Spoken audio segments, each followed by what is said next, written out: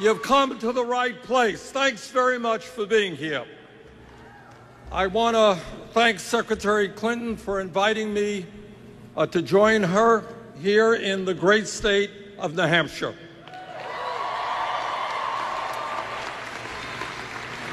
And today, I am asking all of you to think big, not small.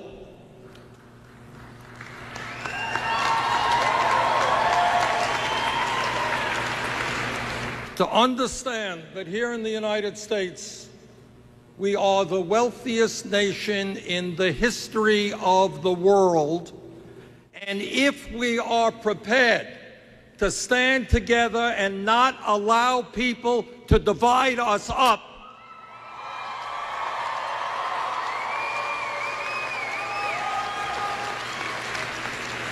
if we are prepared to stand up to powerful and wealthy and greedy special interests, there is nothing that we cannot accomplish, no goal that we cannot achieve, and that includes making fundamental changes in the way we fund higher education in our country.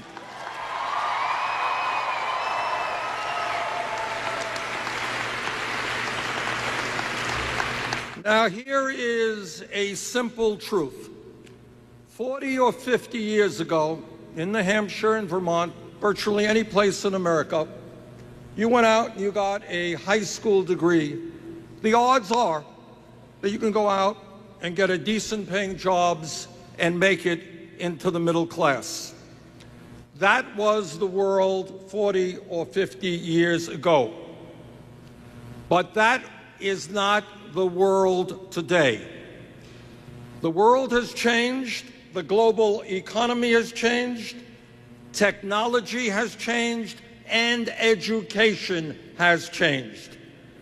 Today, in a highly competitive global economy, if we are going to have as a people the kind of standard of living that the people of the United States deserve, we need to have the best educated workforce in the entire world.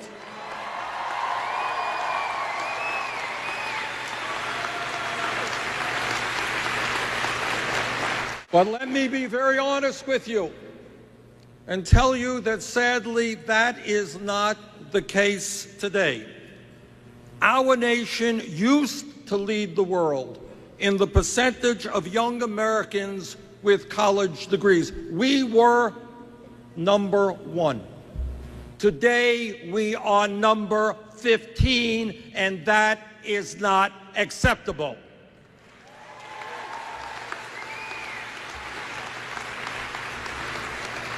And that is why Secretary Clinton and I understand that in today's world, when we talk about public education, it's no longer good enough to talk about the first grade through high school. That was good. That was wonderful 30 or 40 years ago. It is not enough today.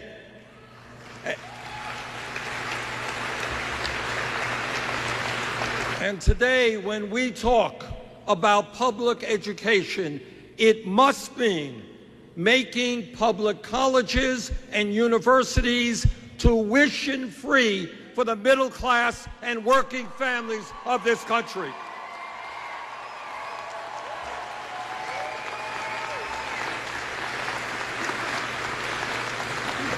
Now, during the campaign, the primary campaign, Secretary Clinton had some very strong proposals. I had a different approach.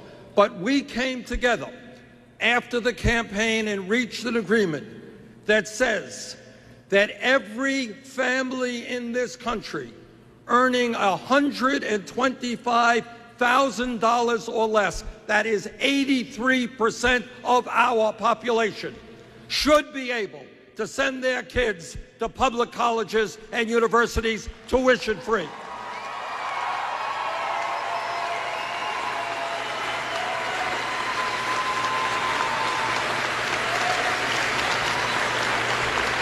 And make no mistake about it, this is a revolutionary proposal for the future of our country with wide-reaching implications.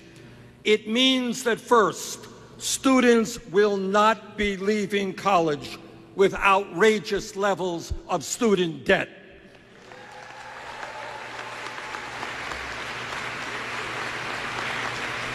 I went all over this country during the campaign, and I talked to too many young people and people who were not so young, who were paying off student debts of $30,000, $50,000, $100,000, and in some cases, it was taking them decades to pay off those debts. I want young people to leave school excited about the future, the new businesses they'll open up, getting married, having kids, buying a house, not being saddled with tens of thousands of dollars in student debt.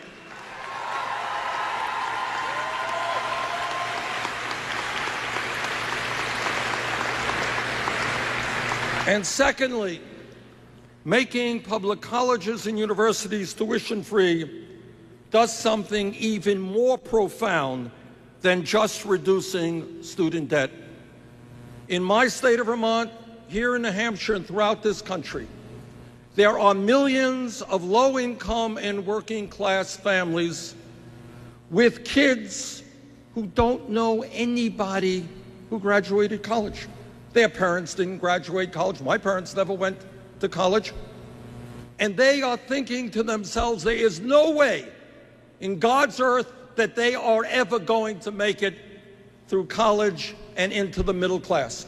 What this proposal, Secretary Clinton's proposal, tells us is that if you are a low-income family, a working-class family, if your kid studies hard and does well, yes, regardless of the income of your family, your kid will be able to make it into college. That is a big deal.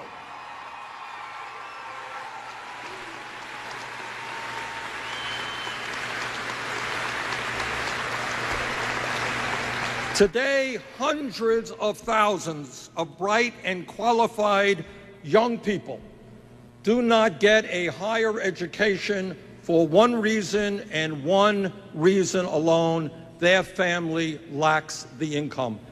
That is unfair to those families. It is unfair to the future of this country. How many great scientists and engineers and teachers and police officers are out there who will never get a chance to do what they could do because of lack of income of their families? Secretary Clinton and I are going to change that. If you have the ability, you will be able to get a college education.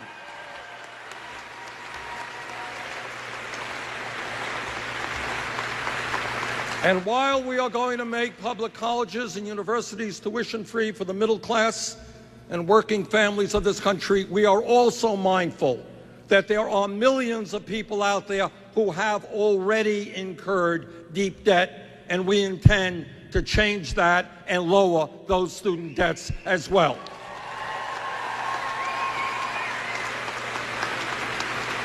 It makes no sense to us that when you can go get an automobile loan, refinance your home for 2%, 3%, 4%, that there are millions of people stuck with interest rates on their student debt at 6%, 7%, 8%. People should be able to refinance those debts at the lowest interest rates they can find.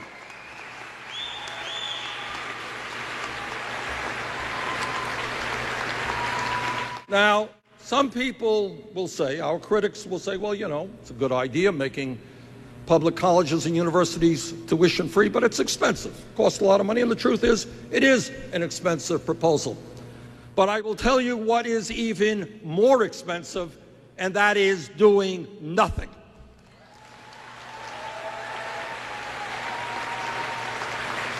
We must invest in our young people and the future of this country. And I will tell you something else, that at a time when we have massive levels of income and wealth inequality, it is absurd, it is disgraceful for Donald Trump and his friends to be talking about hundreds of billions of dollars in tax breaks for the top 1%.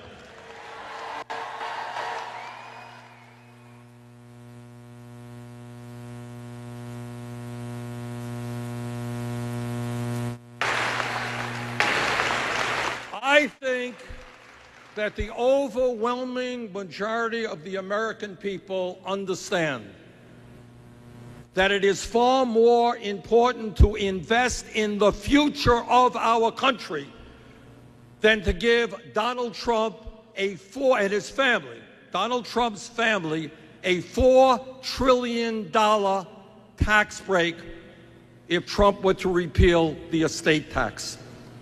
The Walton family, wealthiest family in America, would get a $50 billion tax break. So when you have Republicans telling us that it is okay to give tens and tens of billions of dollars in tax breaks to the richest people in this country, do not tell me that we cannot afford to make public colleges and universities tuition free.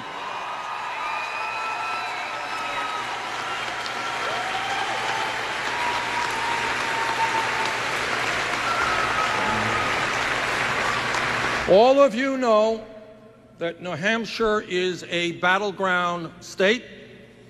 All of you know that this is a very tight election, and in fact, New Hampshire could decide the outcome. So I am asking you here today not only to vote for Secretary Clinton, but to work hard to get your uncles and your aunts, to get your friends to vote. If anybody tells you that this election is not important, you ask them why the Koch brothers and Sheldon Adelson and other billionaires, why they are spending hundreds of millions of dollars to elect their candidates. This election is enormously important for the future of our country. It is imperative that we elect Hillary Clinton as our next president,